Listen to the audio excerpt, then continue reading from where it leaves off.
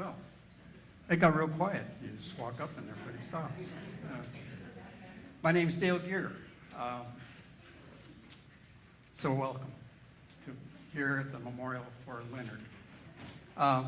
Most of us fall into one or more of the following groups. I think the largest contingency is family. The second group, those of us who thought of Leonard as a mentor. And the third group, which is a very large group here, Leonard was a true friend that we all enjoyed. Today we're here to remember and share those parts of our lives that were touched by Leonard. There will be many stories told here today. There will be stories shared about Leonard that will bring us laughter and joy. There will be stories that are told that will bring tears. But remember, each of the tears that are shed today will be a reminder of how much we shared love with each other. For me, Leonard represented three firsts. I came here to Laguna as a 19-year-old to be a beach lifeguard. They told me I had to have a pair of fins. So the only place in town for me then was to go to Sports World and buy a pair of fins. He charged me $6. I actually went back and they said, "Where are the fins?" And they said, "That's a half day's pay." And they said, "Here, go back and get a pair of fins." So I went back and bought a pair of fins. And after that, I bought fishing gear and a whole bunch of other stuff over the years. But that was my introduction to Leonard.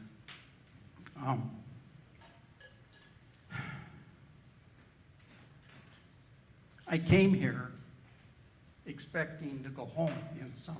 I just came here to be a lifeguard. But because of Leonard and because of other men that I met here, I changed the goals of my life and just never went home. So I've been here ever since. And I give Leonard thanks for that today. When Marilyn and I came to this church the first time, Leonard was the first person that walked up to me and greeted me. It was a special time. And we have been here ever since 1966 until now. The third first for me was in 1978. We woke up at 6 o'clock in the morning and our house was sliding down the hill in what became known as the Bluebird Canyon landslide. So it was, that became a big deal in my life. 20 hours a day, 7 days a week for 3 years. It was a big time in my life. But when they allowed people to come help us evacuate our homes, hundreds of people came. Hundreds of people lined up to get the pass that was required to get up on the hill. Leonard had pass number 1. Yeah, he put a sign on his business that said, "Closed, gone to help the landslide people." So that's how long I've known Leonard. That's how important he is to my life. And each of you can share a tear with me, dealing with the memory of Leonard and just how much he meant to me. So, once again, I welcome you here. This is a day it's okay to smile. It's okay to tell stories. It's okay to cry. This is a special place. So, it's okay to cry today. I welcome you here.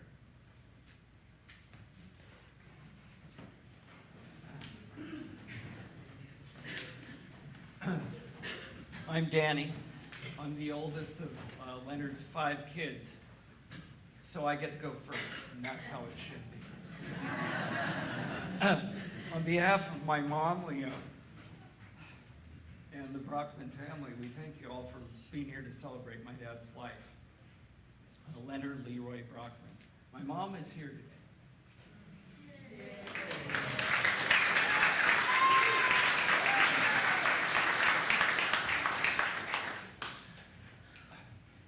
Mom, will you be checking my stories and all of our stories to make sure that we get it right? Thank you for that. Today we will you will hear from several of the kids. Yes, we are still kids in our own minds at least. And you'll hear some different perspectives on my dad's life. You may have noticed that some of us are wearing bolo ties today. So these ties come from my grandfather, Cecil Brockman, my dad's father. And he often wore these at special occasions, or not special occasions, but he wore them. So we wear them today in my dad's honor. 2 days ago, my dad received military honors at Miramar National Cemetery in San Diego. Some of you were there. These military honors were very moving and were received with the greatest gratitude and appreciation by our family. He even got the Top Gun jet flyover that he wanted. I'll review a little bit about what happened at Miramar. At Miramar, we focused on Dad's military service. Today, we will also hear other aspects of his life, but the military service part, a few highlights. He followed his father, Cecil Brockman, into service. Cecil was an Army captain in World War II, and my dad followed him into the Navy. Dad joined the Navy in December 7, 1950, and served during the Korean War. His boot camp training was at Liberty Station down in San Diego. He also did some training in Memphis, Tennessee, and Jacksonville, Florida, and then served on North Island in San Diego. He became an aviation machinist mate second class. So if any of you have seen the Top Gun movies, he was not Maverick flying those jet planes around, but he was keeping those planes in the air, which was an important job. In his service, he served aboard the USS Hancock. It was an aircraft carrier out of San Diego. And then he also served aboard the USS Curtis. It's a seaplane tender, and worked on the Twin Goose plane. He went to Bikini and Antietam in the South Pacific on one of his longer trips. He observed 6 nuclear explosion tests there that remained secret for a very long time. Being an atomic veteran, that is part of his legacy, and that will be engraved on his tombstone. While he was in the Navy, I was born at Balboa Naval Hospital in July of 1954, while my dad was out at sea. Mom and Dad would often remind me of how much the hospital bill was for my birth. They had to pay $7. Notice that's $1 more than the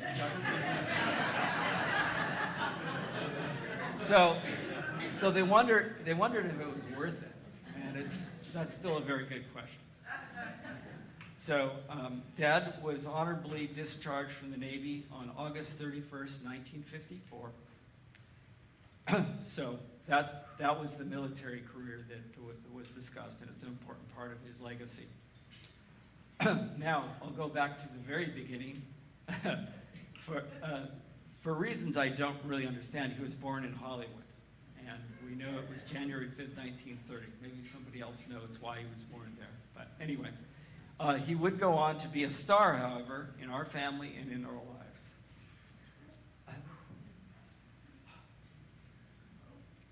Some of my favorite memories were doing road trips and camping trips. With a family of 7, we always traveled in a big, fat station wagon.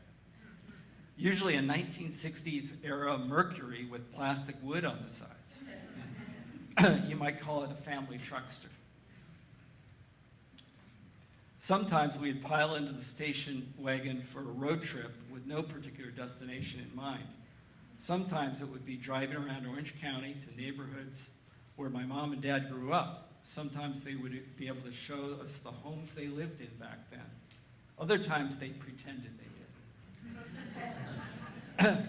When we went on camping trips, we might have looked like a Griswold family vacation, except we had 5 kids instead of just 2. My own kids often refer to me, affectionately I think, as Clark Griswold.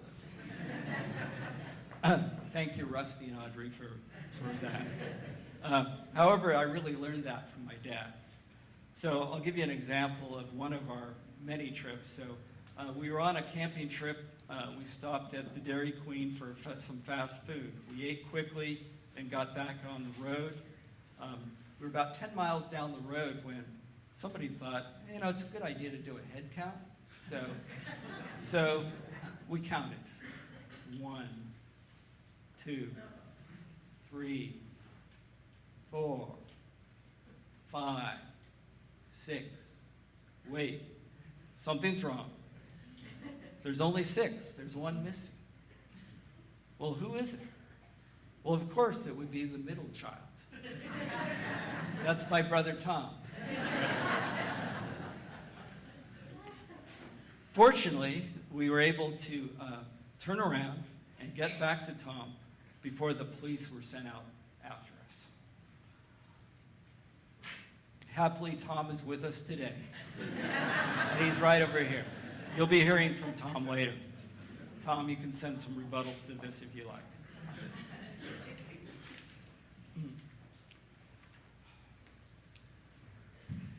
So my dad was my mentor throughout my life. He was known for his kindness, his gentle spirit, and his love. He was always supportive, yet allowed us freedom to make our own decisions. He took a keen interest in whatever we were doing, whether that be school-related, sports, family, work, whatever.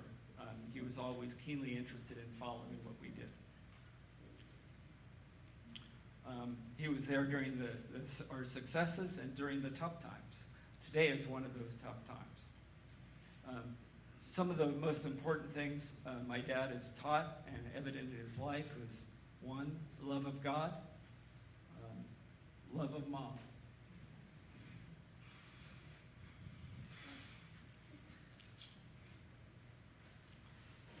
Love of family, love of country, love of sports. He was an athlete and ran a sporting goods store. That was part of his life. Love of USC football, even in a down year. I think I have the order pretty close. God first, Steve. But I think maybe sometimes there were other people that, the other things were a priority, like mom being a priority at times. But I think that's okay. Today, I wear the shirt my dad wore just a few months ago. Several of us are wearing my dad's shirts, so it's good. So my dad wore large, and I wear only an extra medium. So obviously I have some growing to do, and I hope by the time I'm 92 years old, I'll grow into it like my dad. I want to thank all of you for being here, for your support. I love you, Dad. Love you, Mom. Thank you. Next up, Brother John. You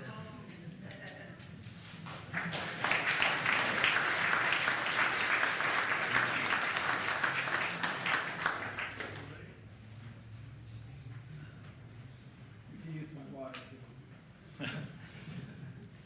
So before I get to what I wrote, I wanted to thank everybody. Andy came and is playing the piano for us. Keith Jones did this. You know, it takes a lot to put one of these things together, and it was a team. The whole effort was a team, and it's something that our family exceeds at. It is working together and making the thing work. So I just want to say thank you. So anyway, so my father chose to be cremated, and I believe it was the only time he ever smoked.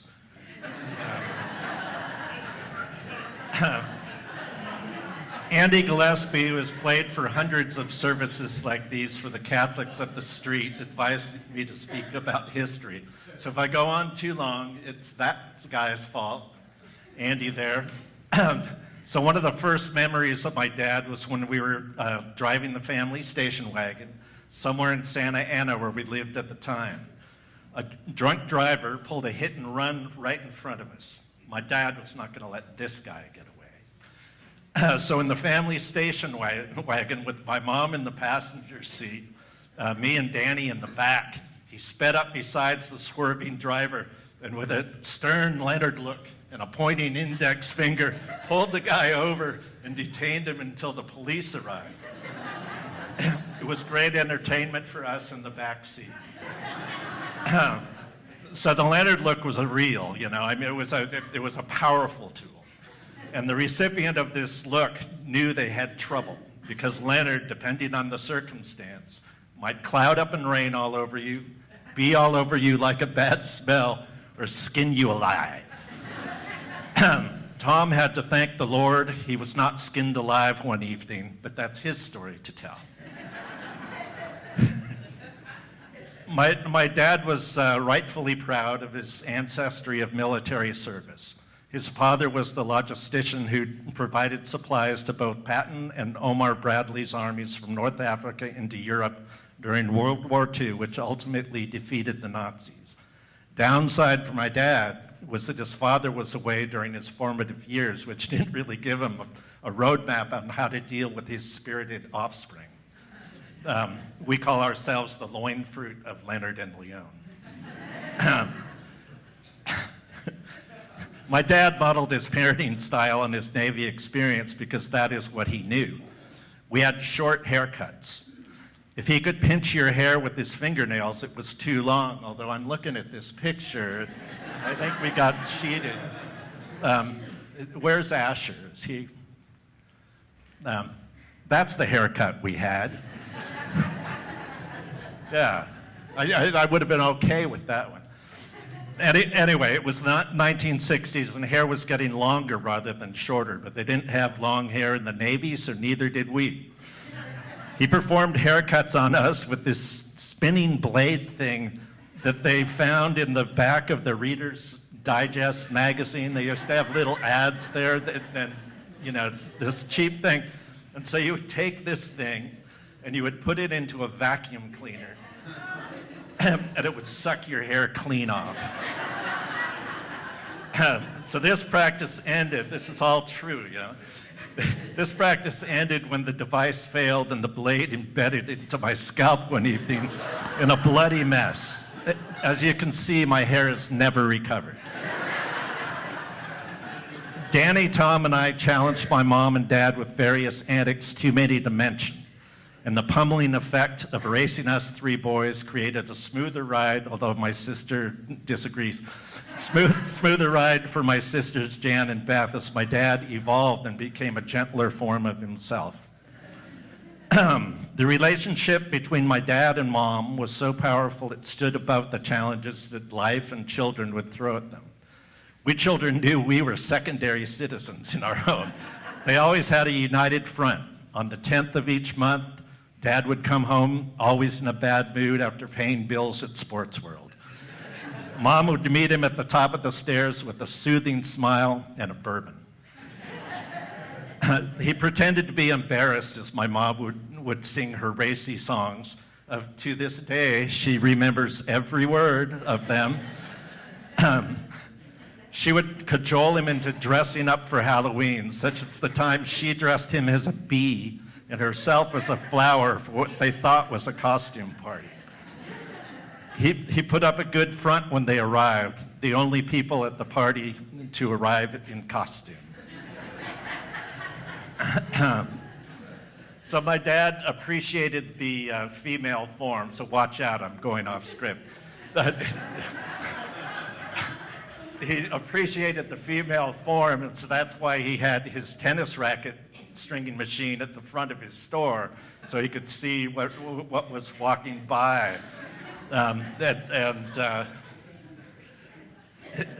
we discovered he had a collection of pictures of my mom that were cheesecake photos, let's say.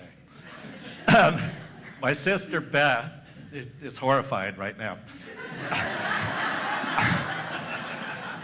So my sister Beth found them. I've never seen them, but she found them and thought, well, no, these have to go. And so we decided the night that we were putting my dad's ashes in here, we would send those photos with him. So they're in there. When he retired, he enjoyed helping as a volunteer in Mom's classroom at Top of the World School, supporting her in many ways. That career was cut short when he handed a first grader a book and said he better make sure to bring that back or I'll twist your head off like a grape.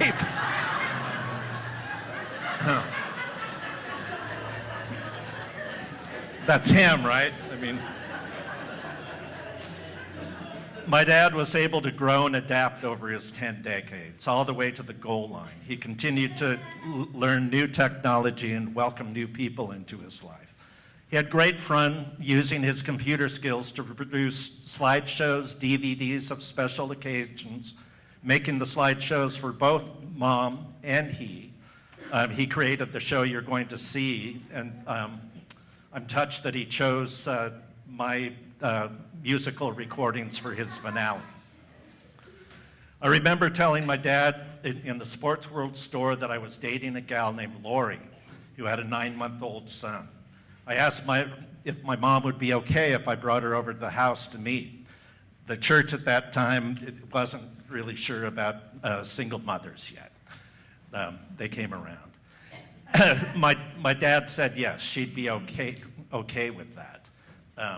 You know, my dad was welcoming and accepted us all.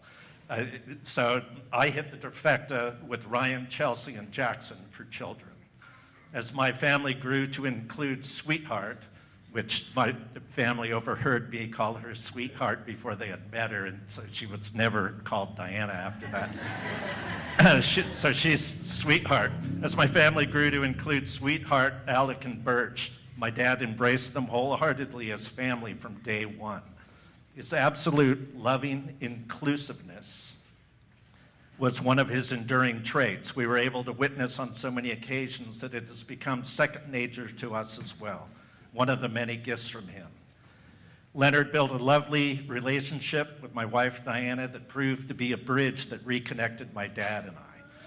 The story behind that is I'm this family's only liberal Democrat, and he's on the other side. So it caused friction, but there was no issue unresolved between us at all. It was a natural fit that my dad would open a sporting goods store. Integrity, team building, inclusiveness, and work ethic are the essence of both family and sports. He learned these principles from a long line of ancestors, more gifts that he has passed along to us. So what I would say is my dad has spiked the ball in the end zone of a successful life.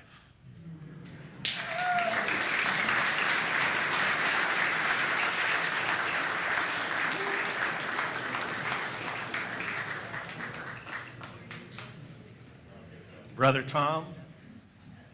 Hey. I brought Luther Leonard here today.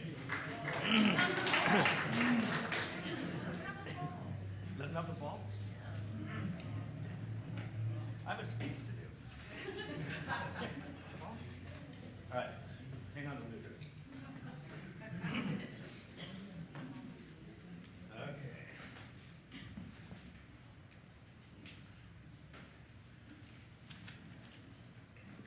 I'm Thomas Leonard Brockman. I'm here to talk about my dad's 33,718 days on Earth. Oh, I need my props.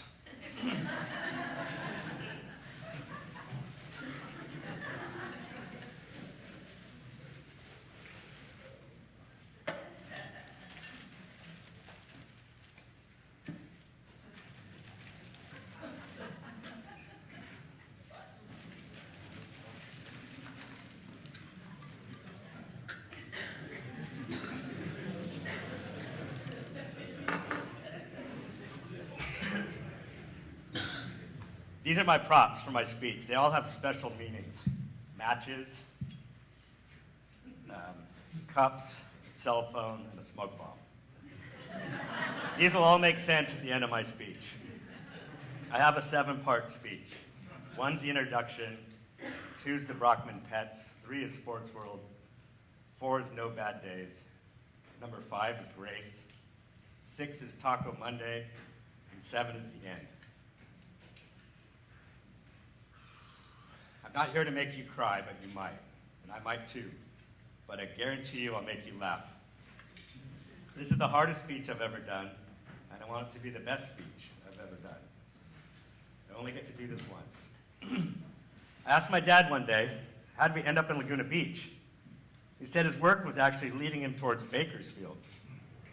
Wow.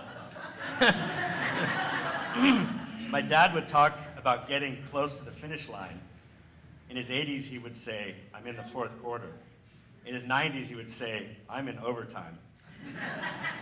Dad, you played a great game. The dog you see in my dad's obituary is named Leonard. We picked him up on my dad's birthday. It was one of the best days of our lives. I do believe my dad has been reincarnated into my dog. I look to him when I need comfort and someone to talk to. The Brockman pets, the Basset Hounds, the Labradors, the rats, no cats, hamsters, turtles, tortoises, chicks, lizards, a duck named Sylvester, alligators, small, and the big one that lived in the bathtub. The snakes, too many to count. My brother and I would catch snakes, bring them home, put them in a terrarium. Then we would feed the snakes mice. We'd sit around and watch the snake hunt and eat the mice. This would take hours. It was better than watching TV. Sports World. Life was good. We sold socks and jocks. Tennis rackets, duck feet fins, drop lines, boogie boards, school uniforms, spot-built shoes, Converse basketball shoes. Wilt Chamberlain came into the store. He had to duck his head to get through the door. He was on his way to play at the main beach courts. But better than that was baseball. Baseball season, the moms would come in to buy the gear. They would get the glove and the socks, and then they would say, embarrassed, I need to buy a protective cup for my son. My dad would say, what size? And there was absolute silence. Then he would reach under the counter and he would say, is he this size or is he this size? And the moms would be speechless. No bad days. 33,718 days, and out of those 33,718 days, there's only a handful of bad days, particularly the Friday and Saturday when he passed away. Not bad. 33,718, mostly good days. Oh yeah, there was a few more. When I started the brush fire, when I filled the gas tank in the station wagon that you see here with water. I was just trying to help. Oh, I have one more problem. When I took the cigarette lighter and carefully burned rings into the seats of the station wagon. I don't know why I did it. When the baseball bat slipped out of my hands and split Jan's head, she needed 20 stitches, and the first thing I said to Jan, don't tell Mom and Dad. This list could go on and on. Number 5 here is called Grace. We put the F in family. I want to paint you a picture of our sit-down dinners. A table set for 7. Placemats, napkins, and a proper table setting. Forks on the left, spoon and knife on the right. A cup placed in the upper right corner. A bouquet of daisies from the yard, and 2 candelabras. We would light the candles, say the blessing, and eat dinner. So one night I had planned a little surprise for my family. I was going to sneak a smoke bomb into an ashtray, hide it under the daisies, and light it when I lit the candles. A perfect plan. So we sat down to dinner. I put my plan into action. I lit the smoke bomb. That's my prop. And it smoked. It was shooting out so much smoke you could not see across the table. It just kept smoking. We all went outside to get some air. I remember Danny and John looking at me in disbelief of my little stunt. After the smoke cleared, I went back to the table. My dad said, "Tom, I want you to say the blessing tonight. And I want you to thank God that I'm not going to skin you alive." So I did as he instructed. I said the blessing, trembling about the thought of being skinned alive. As far as I knew, he had never skinned my brothers. And on that night, my dad showed me grace. Taco Monday. I was at my mom and dad's house making the taco meat for Taco Monday. My dad put his hand on my shoulder and asked me, "Will you make my urn?" And I said, "This is kind of weird." And he said, "Yes, it is." And then I said to him, I go, "Alive or dead?" And he goes, "You can make it while I'm alive." So I didn't know what to make. And then it came to me, make the station wagon we all went camping in. And that's what I made. As I started cutting the first boards on a Saturday, these 3 songs played on my radio. It was on shuffle, and the first song played, "I'm Gonna Love You Forever and Ever." The second song played, Zac Brown, "Free as I'll Ever Be." And then the third song came on, Jim Croce, "I've Got a Name." And the tears flowed. I think Dad was sending me a message. I held on to this station wagon as long as I could, on Thursday before we put it down into the ground. Part 7, the end. Every good story has an end. My dad's time on earth has ended. We'll miss the #1 USC fan. We'll meet again someday. I brought this cell phone to the hospital on Saturday night, watching life slip away. But in true Brockman fashion, we made it fun. I would say, "I think I'm getting a phone call." I would open up the cell phone, and we'd have a sip of tequila.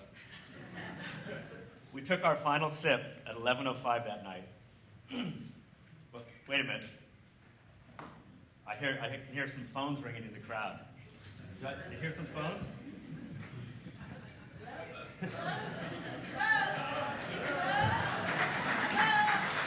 Let it rip.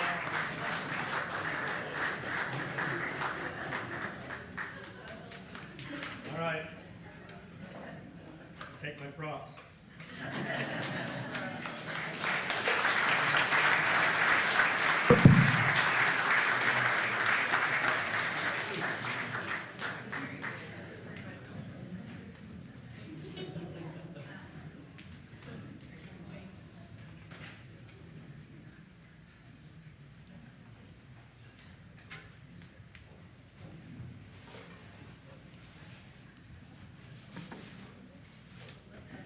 Hello? Oh, it's on. All right, let's have some fun. We're all going to sing the old rugged cross. You're all going to sing it with us. We're going to start you out. Please stand. Please stand. Please stand. Oh, yeah.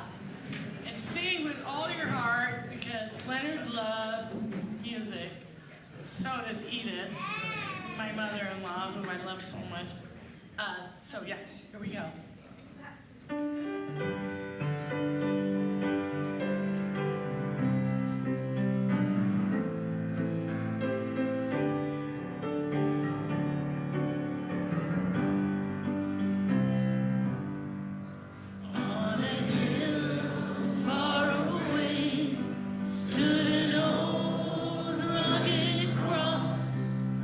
The emblem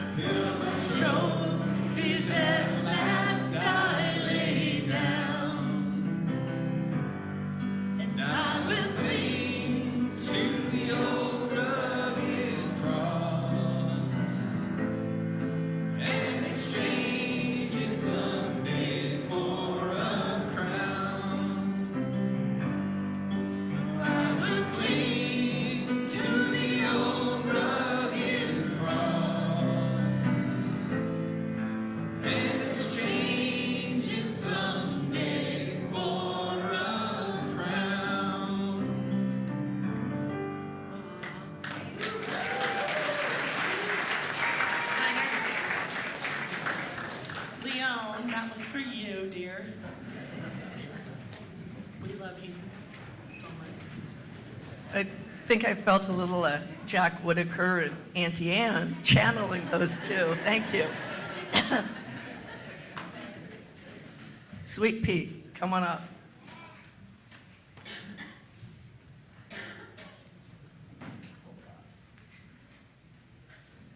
Look at them all. This will be 7 minutes and 25 seconds.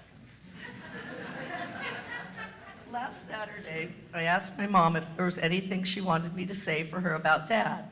She answered, he was a good guy. Well, I'd say that sums it up. However, I do have a few other things to say about Leonard Leroy Brockman. First of all, anybody who knew him knows that he talked in riddles, and his stories were filled with many Leonardisms. About 10 years after Shu and I were married, Shu said, I think I finally figured your dad out. He starts in the middle of the story, goes to the end, then circles back to the beginning.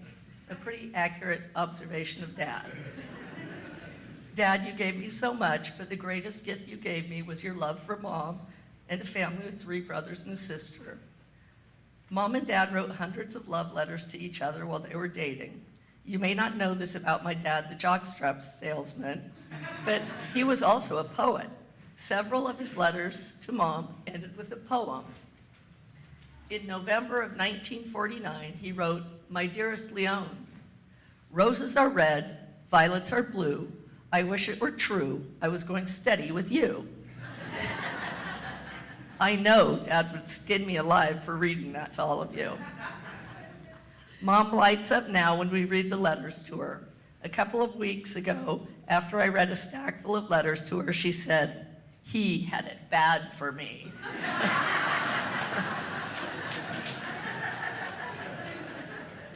As my brothers mentioned, the dinner table was quite a stage. We gathered nightly to rehash the day's events, the good, the bad, and the ugly. The table was always set properly, and the prayer was always said before anyone lifted a fork. Beyond that, nothing was that proper. One night, Tom said, please pass the butter. Mom picked up a glob of soft butter and threw it to him. He was caught by surprise and it stuck to his nose. Poor Tom, affectionately known as Terrible Tom, was given the powerful Leonard look and for no logical reason was told to pick a belt. It must have been one of those rare 33,718 days on Earth that wasn't going well. Our nightly dinners always ended with the original 5 clearing the table and doing the dishes. As we went to work cleaning, Dad would invite Mom to move from her end of the table to be near him, saying, the mountain doesn't move to the molehill. There they'd sit together, talking and laughing, ignoring the chaos of 5 noisy kids in the kitchen. Dad was a good sport and often agreed to follow Mom's lead. One Saturday night, they were invited to a Mexican-themed party. Mom was sure that everyone at the party would be wearing serapes and sombreros. She wanted to wear something more unique, so she dressed as a toreador. And she fashioned a bull costume for my dad using an alpha beta bag to make the papier-mâché head. She had convinced Dad to charge through her red cape as they entered the party.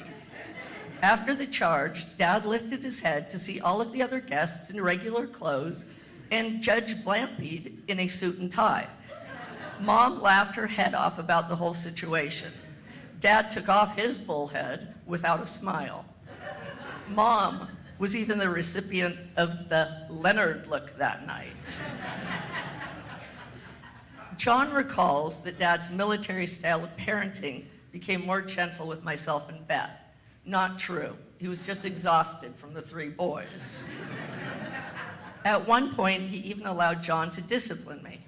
If I was out of line at the dinner table, John would remove me from the table and throw me fully dressed into a cold shower. And there was always the threat of a twirly. The boys definitely paved the way for me. Tom let me know, pick the fat belt. It doesn't hurt as much. But don't pick Mom's macrame belt. Dad won't like you trying to fool him. Sports World was a huge part of all of our lives, as it was for so many of you. People came by the store to buy a can of tennis balls, get line on a reel, get a racket strung, but mostly everyone came to talk to Dad. Dad had me open Sports World during the summers of my high school years. He'd take over at about 1 o'clock after he and Mom had played tennis, had lunch together at home, and God only knows what else. Having me open the store was mainly so he could spend more time with Mom, but I believe it was also to get my party girl teenage ass out of bed and learn how to work. Dad's placement of the jock straps at Sports World was interesting. They were housed beneath the ancient cash register behind sliding wood doors. It was always with a red face that I slid open the doors so that one of my teenage peers could select the right size jock strap. And now I'll move on to the church part. Church was a very important part of our lives. The core of this very church began at what is now the Hare Krishna Temple. From there, we moved to Thurston Middle School, the Masonic Temple, Legion Hall, and Almost Pine Castle, and finally to this very location. At one point, we were without a minister and down to 5 families: the Brockmans, the Cases, the Crumleys, the Gears, and the Whitakers. The setting and the services were always very unique. Dad even gave the sermon on a few occasions. One Christmas service, 4 of the men, who were completely tone deaf, Dad, Storm Case, Dale Gear, and Lee Kirkpatrick, formed a group called the Joyful Noise Quartet and performed a horrendous, hilarious version of a Christmas hymn. Dad often talked about the gold streets and many mansions in heaven. I know Dad is the biggest USC fan, and he already has a huge TV for the always anticipated USC-UCLA game.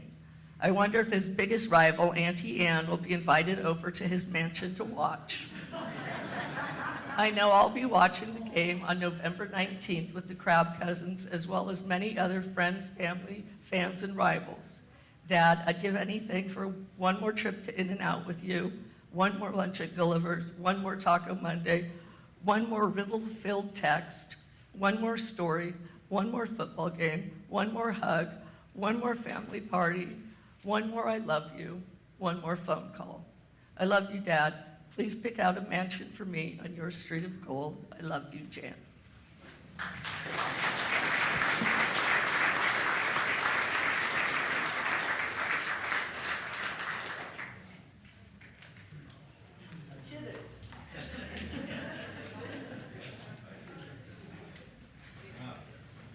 right, Beth, you're up. Hurry up, the tacos are cooking.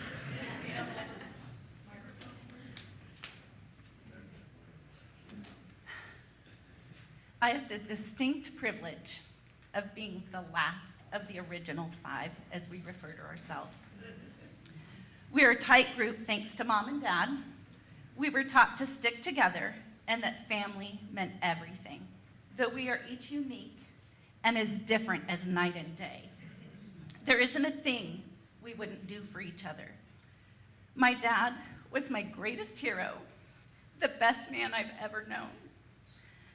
A man who taught me to work hard and love well. Dad was always interested in what we had going on in our lives. He would say, "Have a seat and tell me what's going on with you and your family." He truly was interested and wanted to know all the details. I really don't have a problem communicating, so I pretty much was an open book and I would tell him the whole story. He was also very intuitive. He would ask point-blank questions, like when he asked me a few months after my daughter Sherry and Adam got married, "So, is Sherry pregnant yet?" He caught me off guard, and I'm about as honest as they get. So without hesitation, I said, "I'm not allowed to say." He liked that answer and was happy to know we were going to be grandparents and that another great was on the way. He would also ask, often, "Are you having coffee on the deck this morning?" Or are you having an adult beverage on the deck this evening?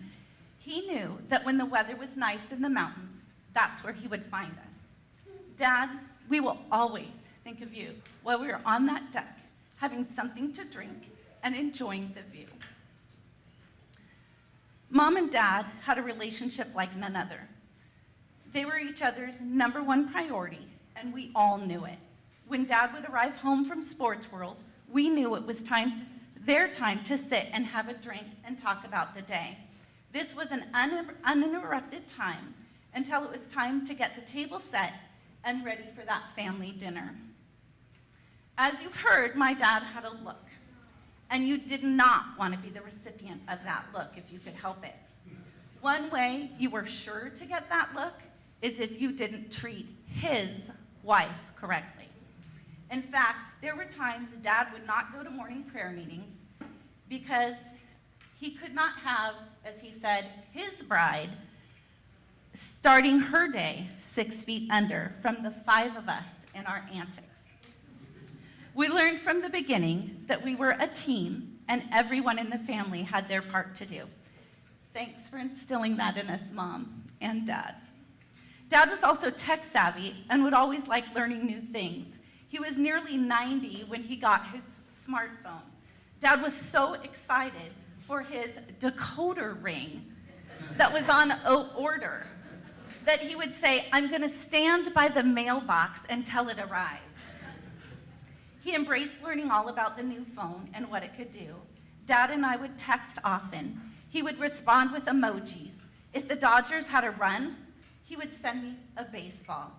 When things got tense with the USC football game, I get praying hands or that sweating it out emoji. Always, there were lots of I love yous exchanged. Dad and I shared Cal State Long Beach as our college alma mater. We also had a love for the Navy. My school, my elementary school, is a no excuses university where each classroom adopts a college to teach their students about. My first grade classroom represents Annapolis Naval Academy. How fitting was it that the day before my dad passed away, my class performed Anchors Away in front of the entire school and their families. Dad was very insistent on wanting me to go to Miramar National Cemetery. He had been with Jan, but I hadn't made it with him yet. I told him it was so hard for me to miss school and to get a substitute, but we would go soon. Then, at the end of March, when I was on spring break, I asked him if I could take him to Miramar and that birthday lunch that I owed him from January. He was up for it. He was always up for an adventure. In fact, 4 of the 5 of us were able to do it. It was kind of like one of those family road trips of the past. I picked up Dad, grabbed Jan, Tom hopped in Capo Beach, and Danny was able to meet us there. Dad got to ask all the questions. He wanted to know what could or couldn't be on his headstone, about his military honors. Would there be room for him if he stuck around for a little longer? The horse-drawn carriage, etc. We let him know that day that he was going to be buried on a Monday or a Tuesday, because that's when the carriage ride was free. Well, Monday or Tuesday didn't fit into the schedule. Sorry, Dad, your carriage ride was full price. We got John on the phone, and he got to be part of that day too. The afternoon continued with lunch in Old Town and a drive home where I was literally driving on fumes. My siblings taught me that day about drafting. That's where you get behind a semi and draft and try to conserve gas. All the while, Dad was sitting in the front seat chuckling. Thankfully, we made it to the gas station by Tom's shop, on empty, I might add, just like old times. My dad passed away exactly 1 month to the day from that road trip. I'm not going to sugarcoat the end. It was a rough 48 hours. But we were all there, and he knew it. Tom played songs for Dad, Amazing Grace being one of them. We were there, and we were able to usher him through the gates of heaven, where he was met with, "Well done, my good and faithful servant." Now he's getting that mansion in heaven prepared for the rest of us. Dad, we miss you greatly. And I just want to take a minute to thank Arlene. Arlene has cared for Mom for the last 5 years. She cared for Dad as well. And thanks to Arlene, Mama's here today. So thank you, Arlene.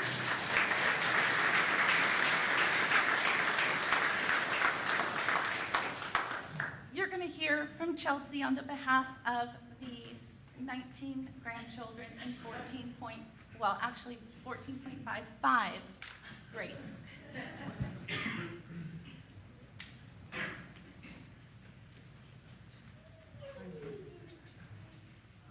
I've been struggling with what to say, thinking about all the things. Do I tell a memory, a story, a little glimpse into the life of what it means to be a grandchild of a Leonard? And when I say a Leonard, I also mean Leon, because I've never known one without the other, and I don't think anyone in this room has either. So do I talk about him, the memories of him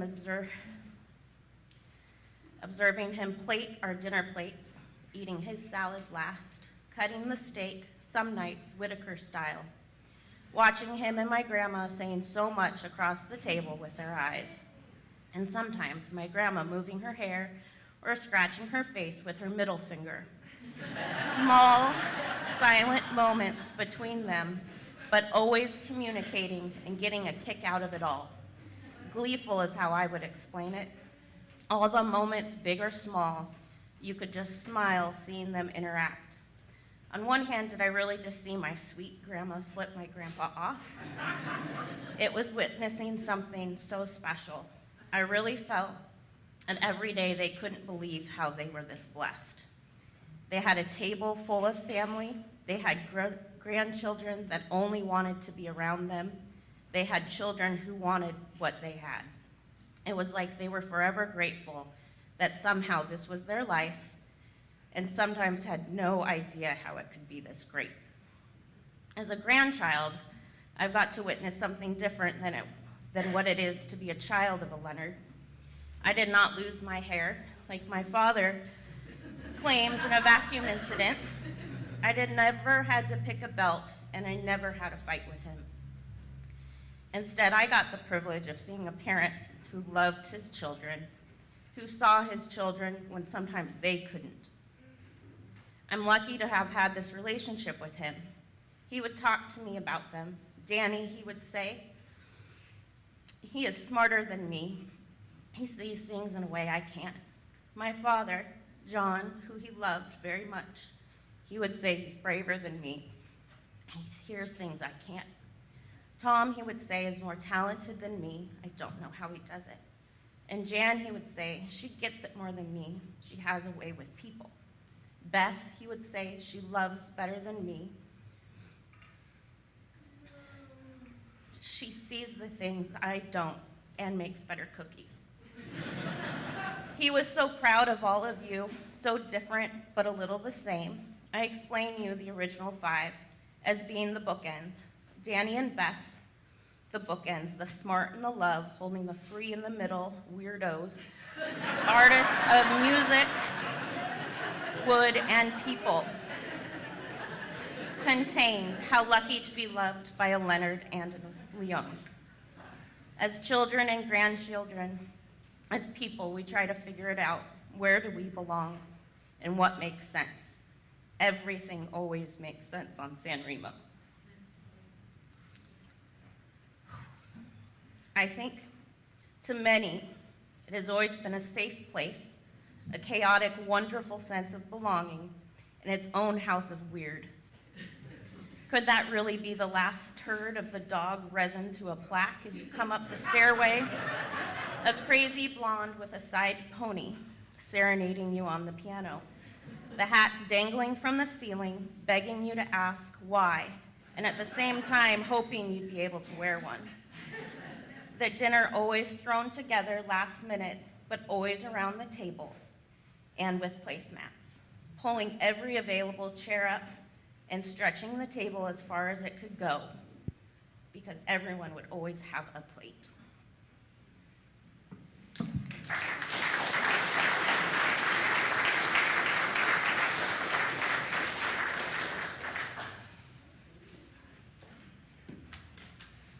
I'm to read scripture right now, but to start with one story that leads to this building.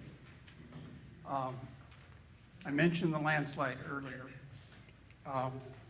I built my own house, which for a guy who's never built anything, it was a big deal. I worked during the summer times pretty much 20 hours a day building the house. Our church was so small at that time. We were down to just a few families. We were so small that our home phone was the phone for the church. So I had to run home one day, and the phone rang, and I picked up the phone, and it was Leonard. And I was in such a hurry, it was a joke. And Leonard said, I said to Leonard, I was going to call you because somebody just called and said they want to sell us this church. And I said, here's the phone number, so call them and they'll sell us the church. And he started into one of his roundabout stories. And I said, Leonard, I don't have time. Just call them, buy the church, and I'll see you on Sunday. When I saw him, this is the story he wanted to tell me. They had had an elder meeting in the morning. At the end of the elder meeting, Jeff Zippy, one of the elders, said, Lord, if you want us to have that church, have them call us today. How's that? So we called them, bought the church, and here we are. So I have picked out 3 scriptures that are meaningful to me in relationship to Leonard and Leon. They deal with family, mentoring, and friendship. The first one is Joshua 24:15. This is a paraphrase. This is an example of how Leonard and Leon gave our family direction. As for me and my household, we will serve the Lord. The second one I selected was in mentoring and how much I thought of the words that Leonard gave to me often. It's Proverbs 13:20. It says, walk with the wise and become wise. The third selection is Ecclesiastes 4:9 through 10, 9 and 10. I selected these because of the friendship that I shared with Leonard. 2 are better than 1 because they have good return for their labor. If either of them falls down, the other one can pick the other one up. Leonard certainly did this many times for me. So we get another song now. Janet.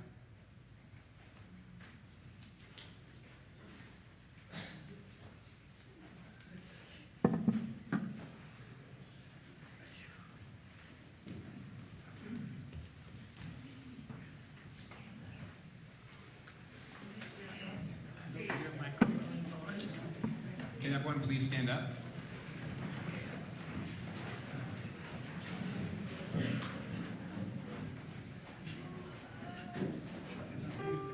We're all singing this together.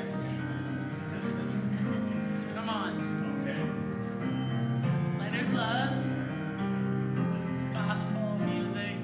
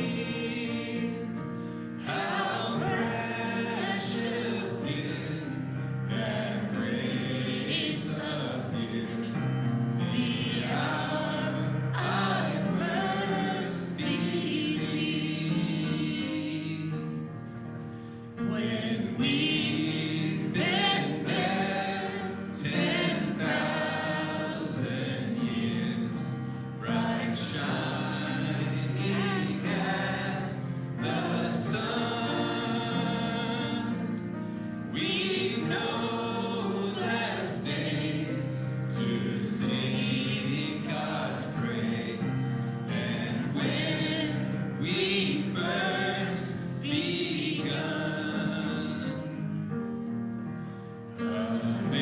Amazing grace, how sweet the sound that saved a wretch like me. I once was lost, but now am found. Was blind, but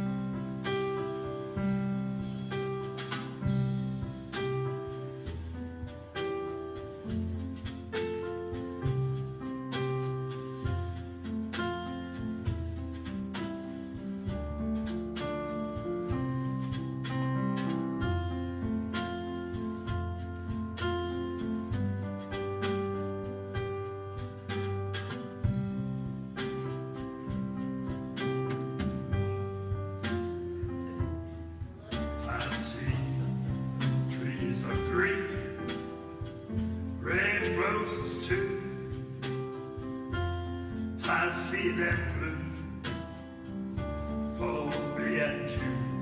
And I think to myself, what a wonderful world.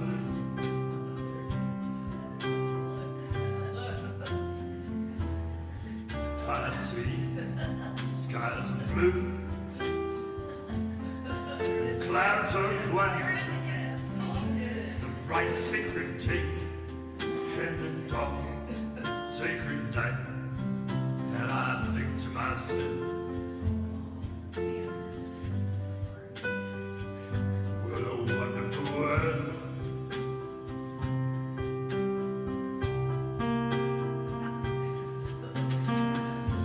The colors of the rainbow, so pretty in the sky, are also on the faces of people going by.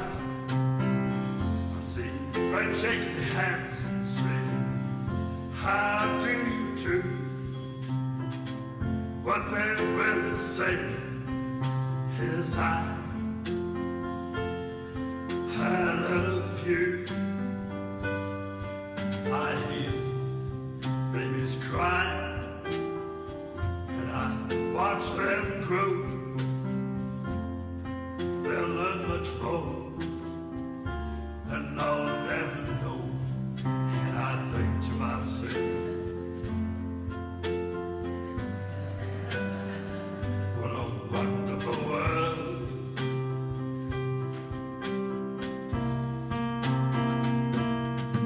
Yes, I think to myself, what a wonderful world.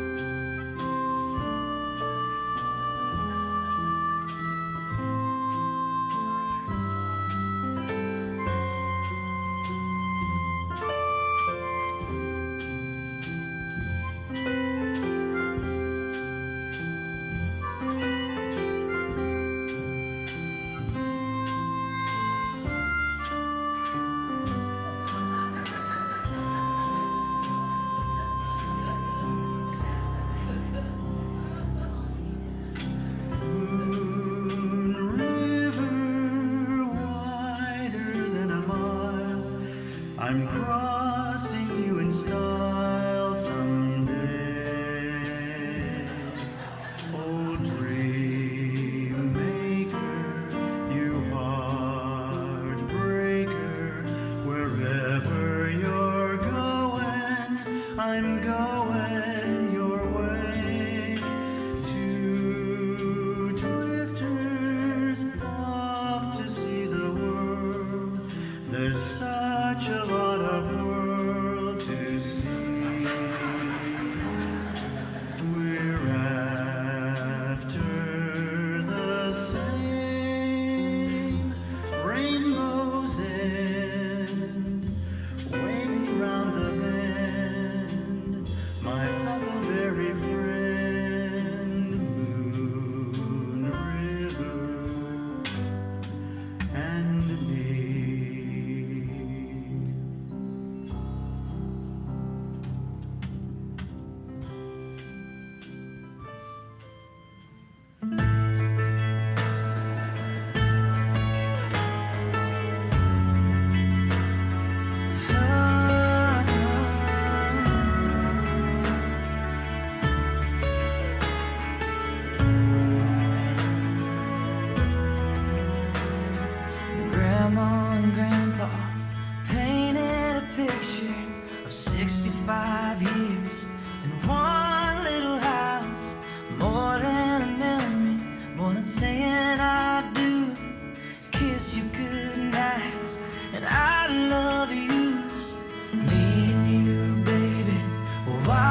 down the footsteps and build our own family, one day at a time. 10 little toes, a painted pink room, our beautiful baby looks just like you, and we'll build this love from the ground up. Now till forever, it's all of me, all of you. Just take my hand, and I'll be the man your dad hoped that I'd be, and we'll build this love from the ground up, for worse or for better, and I will be all you need. Beside you I'll stand, through the good and the bad, we'll give all that we have, and we'll build this love from the ground up. This life will go by in the blink of an eye, but I wouldn't want to spend it without you by my side. The clouds are gonna roll, the earth's gonna shake, but I'll be a shelter through the wind and the rain, and we'll build this love from the ground up. Now till forever, it's all of me, all of you. Just take my hand, and I'll be the man your dad hoped that I'd be, and we'll build this love from the ground up, for worse or for better, and I will be all you need. Beside you I'll stand, through the good and the bad, we'll give all that we have, and we'll build this love from the ground up.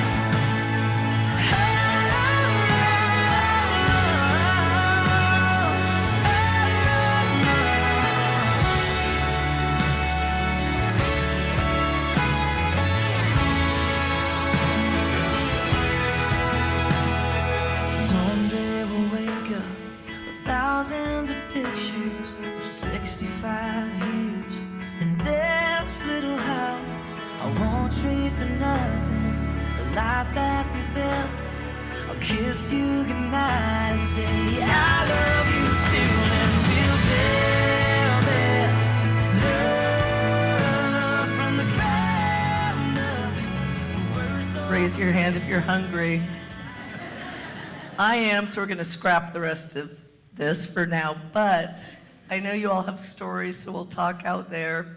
And please, if you could mail your stories to Mama, we'll read them to her.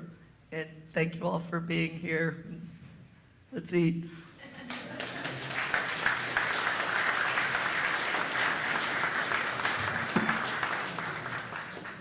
can play some music on the way out.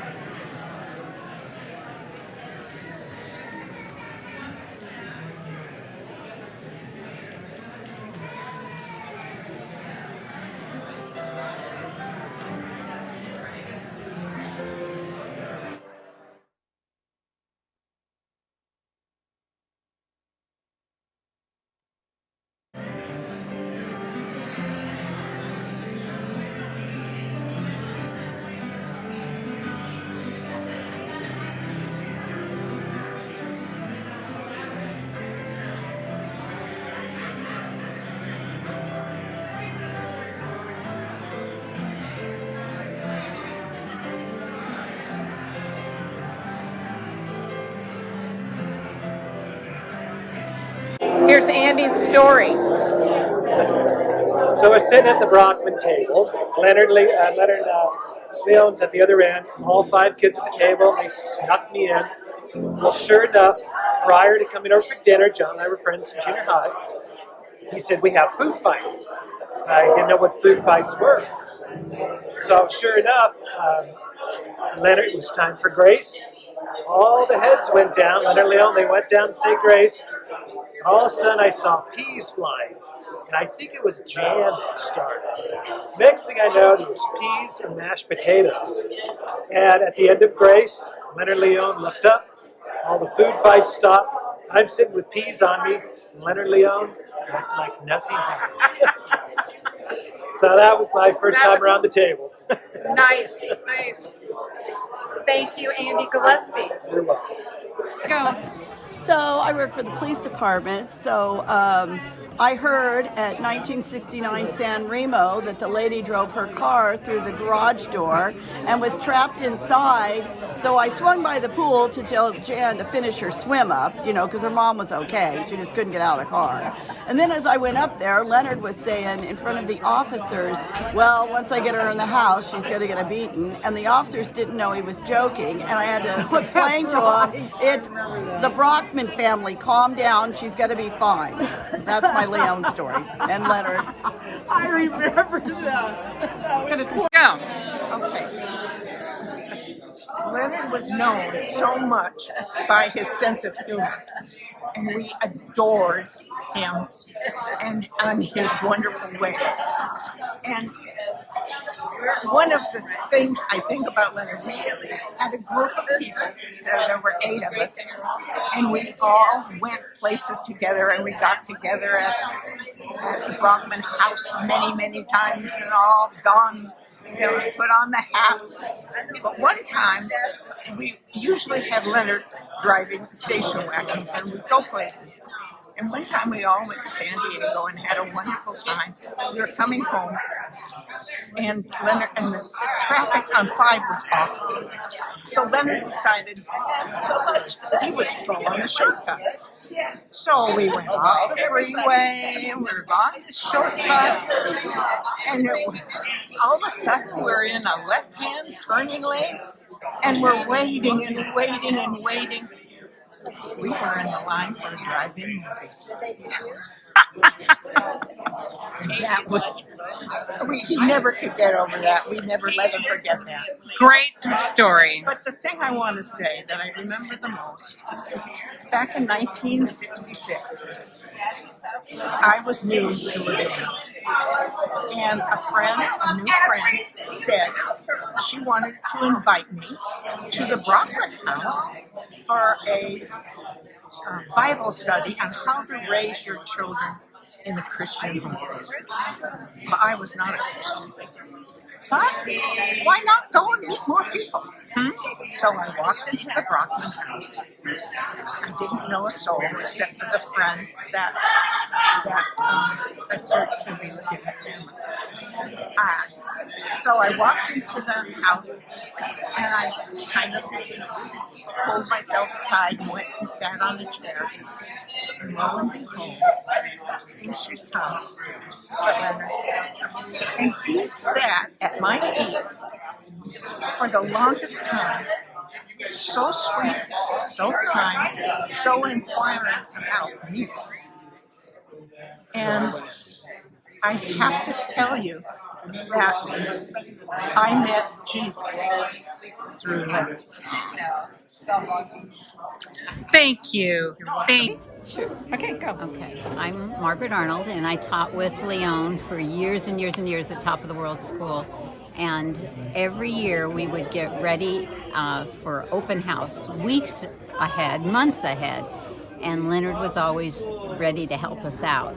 And so Leon would call him when we needed something. And one year in particular, I remember we needed more T pins. They were pins that we stuck things on the wall with that were in the shape of a T.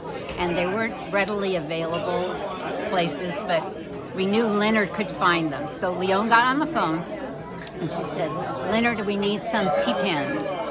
And he went, T-pins, okay. So a couple hours went by, and Leonard appeared with D-pins for us to use to put up all of the children's artwork. I'll never forget that. That's great. But it just shows he was always there to help Leon And she always had to wear a beautiful dress that was slightly off shoulder to show off her décolleté. Is that the word? Décolletage. Décolletage. She Yes. loved Leon. So when I heard today that he appreciated the female form, that came back to me too.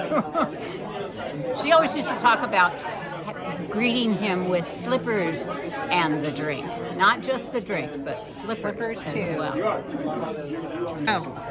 I first introduced Leonard to my wife. At the time, she was my girlfriend. He said to her, "You're not half as bad as he said you were." Something like that. It was very Leonard. Very Leonard-like. Yes. Nice. Yeah. Okay. I have a quick one. Yeah. You go. Okay. All right. You're on camera. All right. Well, so Leonard often would, when my dad Bill Crabbe was not there or around, Leonard took it upon himself to parent Robert Crabbe and myself after we would fight with one another. And so one day at church, when Robert and I were in fisticuffs a bit fighting down at the American Legion at church at the time. He took us and he said, "You two get over." And he gave us the look, but he also gave us the stern Leonard, like, "You two get over here right now." And he said, "Both of you sit on your hands until I tell you to stop sitting on your hands." And I've got to tell you, to this day, that was one of the worst. But I thought it was going to sit on my hands. That's going to be nothing, but it hurt, and I never forgot it. And it worked. And whenever Leonard was around, I behaved. You were. For the most part. You had good behavior. For the most part. Anyway, that's a quick Leonard story.